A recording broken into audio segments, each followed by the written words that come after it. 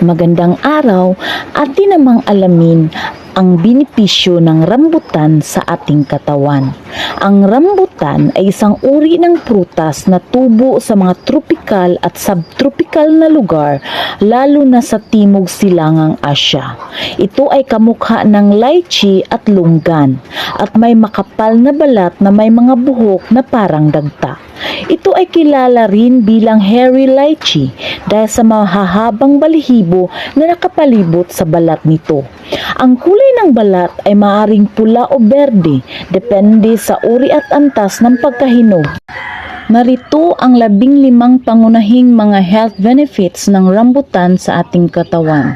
Mayaman sa vitamin C, nagbibigay ng fiber. Mayaman sa copper, naglalaman ng iba pang mga mineral.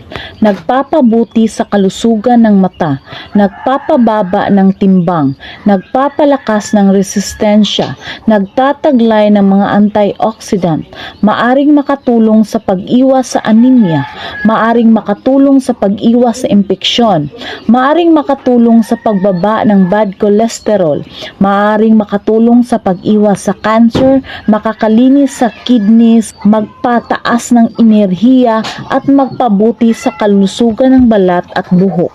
Sa mga bansang tulad ng Malaysia at Indonesia, ito ay ginagawang dekorasyon sa mga espesyal na okasyon dahil sa magandang anyo ng kanyang balat.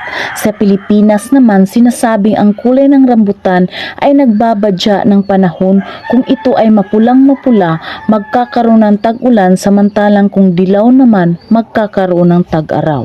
Kung hindi ka pa nakapag-subscribe sa ating channel, maaari bang may like, share at subscribe. Hanggang sa muli, maraming salamat po.